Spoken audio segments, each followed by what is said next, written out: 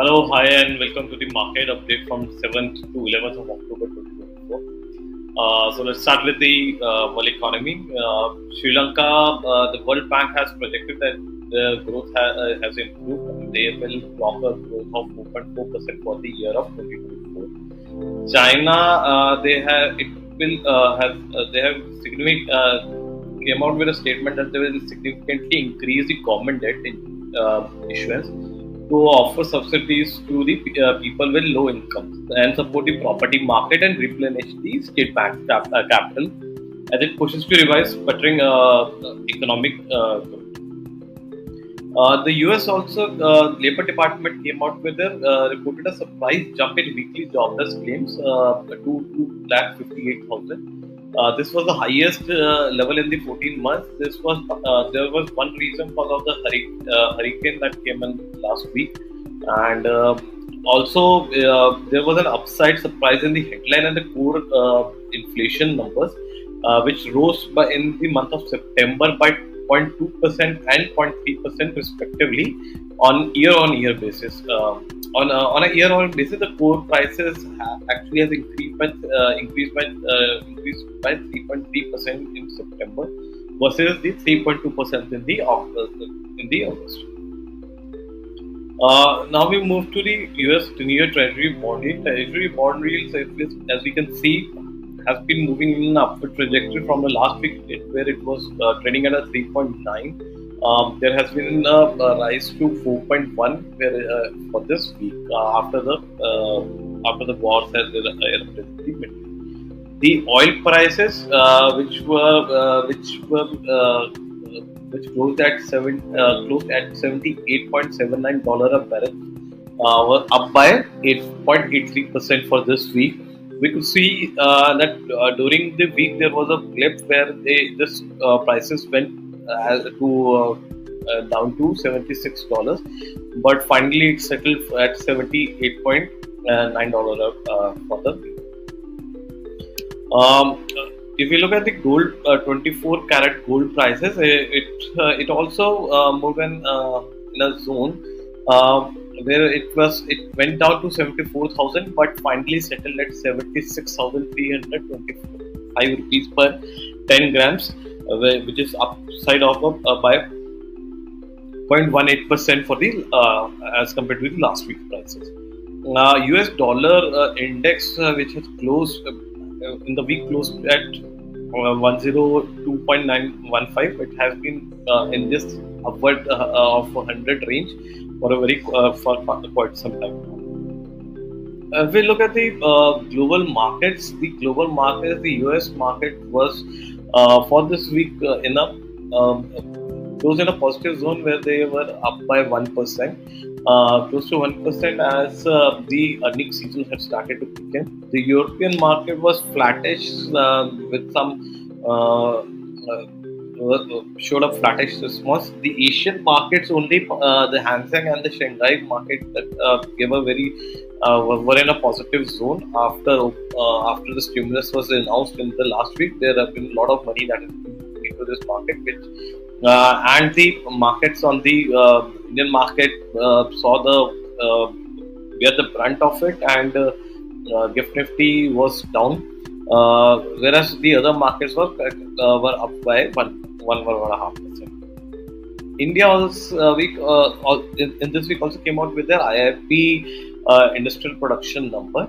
The IIP for this month, for the month of August, actually contracted by 0.1% as compared to a growth of 4.7% in the last month. This slowdown has been majorly attributed because of the unfavorable base from the last year that we could see, and the contraction was there in the mining and the electricity sectors because of the high rainfalls and that has happened in the month of July and August. The manufacturing actually showed a positive growth of 1% during this last month of August, even though it was also lower as compared to the month of July. If we look at the category wise, the category wise analysis revealed that the year-on-year increase in the output was seen in 12 out of 23 of the subcategories. with the output of the basic metals, which had larger growth of 3% versus the 5.4% in the month of July. Among the export-oriented components, the output of the wearing apparels recorded a growth of 14%. Leather and related products grew by 2.1%, and textile output also increased by 1.2%. This could be attributed to the Bangladesh situation that is happening, that the Indian textile and the wearing and has been receiving orders, and therefore the outlook has improved on that front. Whereas on the if we look at the consumption related segment, it actually painted a mixed picture, with the output of the consumer durable, which has increased by 5.2% in the month of August, while the non-durable remained in a contractionary zone, declining by 4.5% in the month of July. Which shows that till now the highly premiumized segment is the where the consumption is happening, and the non-consumer durables are still not consumed. If you look at the FII activity for the week, FII continued their selling spree, and the September month has been their biggest selling month till date, where they sold close to, for the last week actually, they sold close to 27,674 crores worth of equities.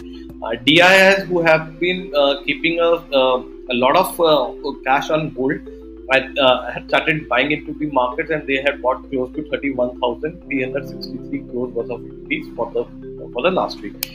So the major impact on the market, since the broader market, the Sensex and Nifty and the Bank Nifty is moved by the FII money, we could see that they contracted. The Sensex was down by 0.3%. The Nifty 50 was down by 0.2%. Nifty Bank was down by 0.5%. Whereas there was a buying in the mid cap and the small cap segment, which caused the mid cap and the small cap segment to sustain, and they were up by 1.2 to 1.3%. With this, we move to the PE valuation. The Nifty 50 trailing PE has reached 23.5. There was not much movement in the PE from the last week, which is close to 2 years high and below the 5 years average. The Nifty 50 150 trailing PE is at 44.7 as usual, at near 2 years and 5 years high. Nifty small cap 100 trailing PE is at 35.9, close to 2 years high and just above 5 years average. If you look at the Buffett indicator, the Buffett indicators show that at the ratio of 108.17, it is still the Indian market is still modestly overvalued. Indian bond 10-year government bond has been trading at 6.907% of yield. The yield curve in the short term has inverted for the week. The long term and the medium term was flat. So that was all from my side. Hope you enjoyed the video. Do share, subscribe, and like to our channel and our videos so that you get the weekly market updates.